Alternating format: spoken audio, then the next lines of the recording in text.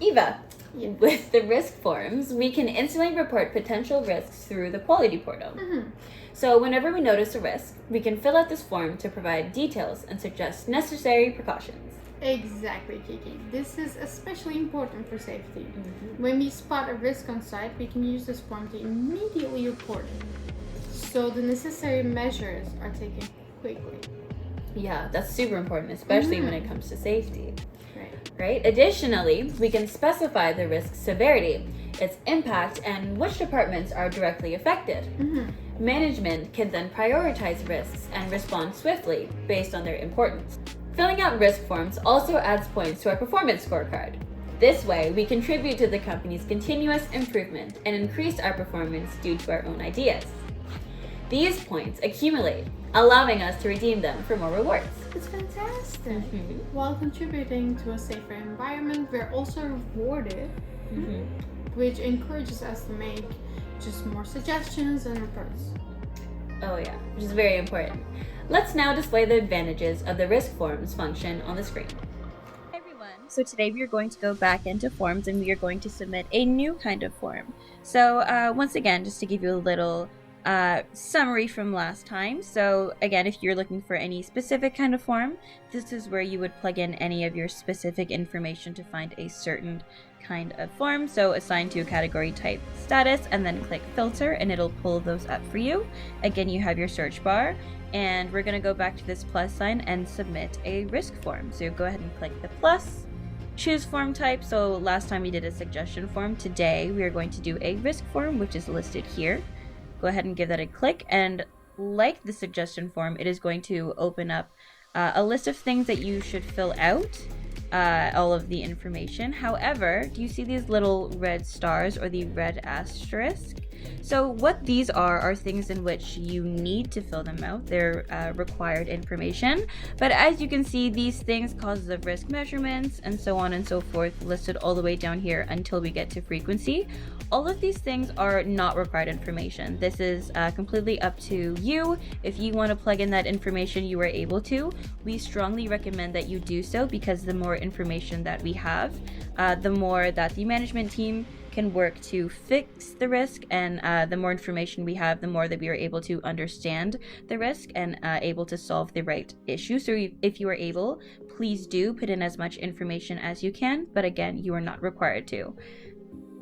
All right, so for concerns, again, list where the concern takes place, so the environment, the work safety, or administrative. For us, we're going to click administrative.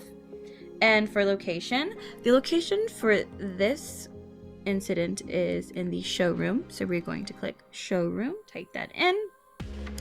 And then for definition of risk, so what has happened, and the situation in the showroom is the light bulb for one of the emergency exits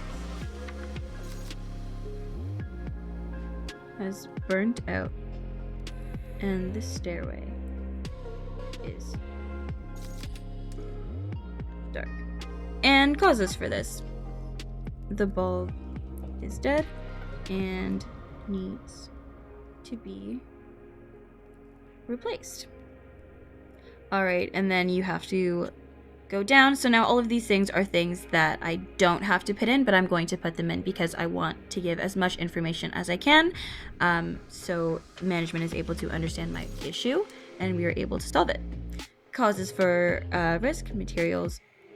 So a light bulb will have to be replaced with a new one, and the old one will have to be disposed of in a careful manner due to the glass.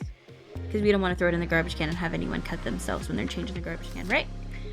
Causes of risk, staff. So what are the risks that can happen because of this? If there's an emergency,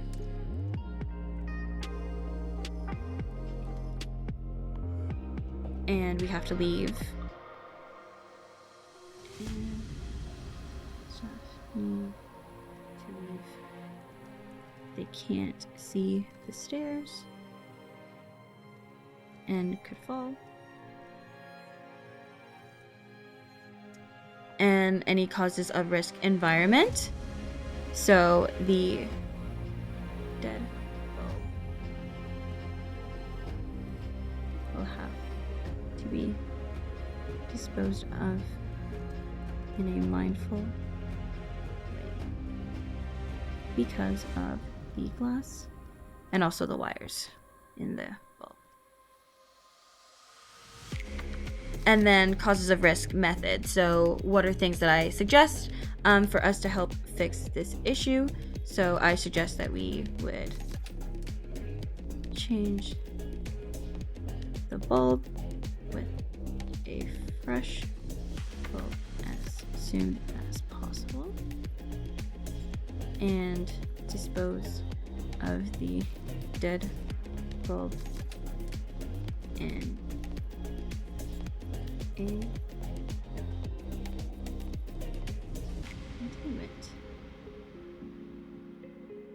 container. And that way the glass can go in and there are no injuries coming out of there. And then causes of risk machines, any risks to machines, probably going to need a ladder. Oh, no, we'll say a step stool. Step stool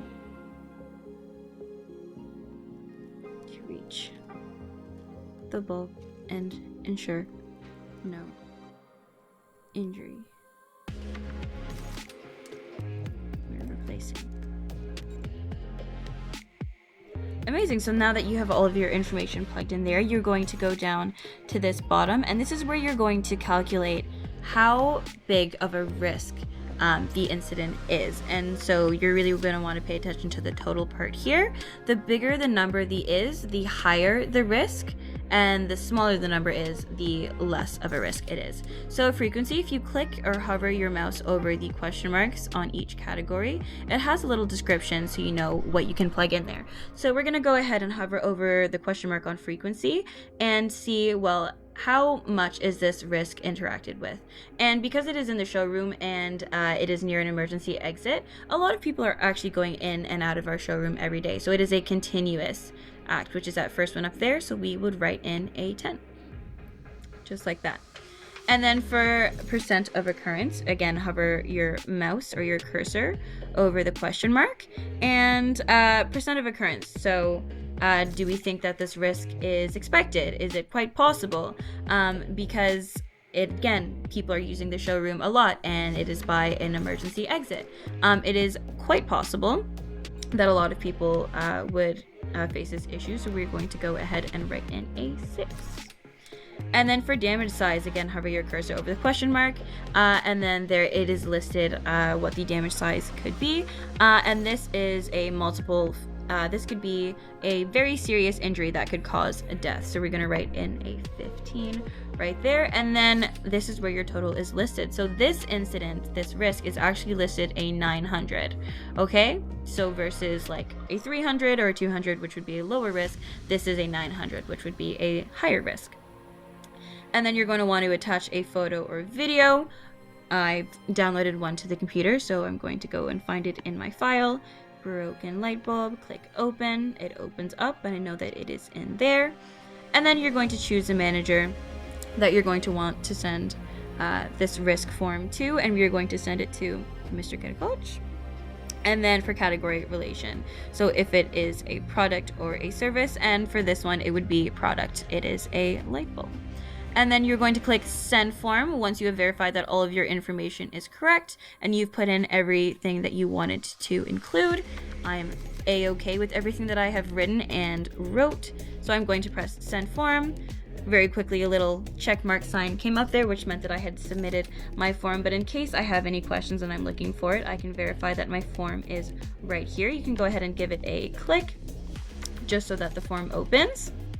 Okay, so this is the picture that I had submitted. This is the risk form that I had submitted. This is everything that we had just typed in together.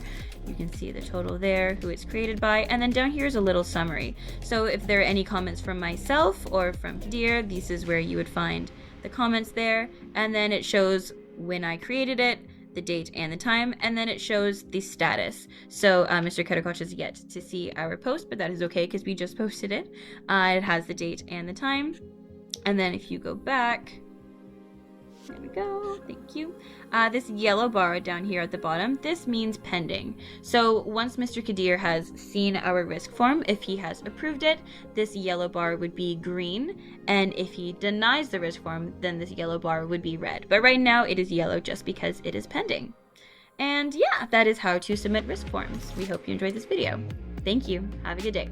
Bye.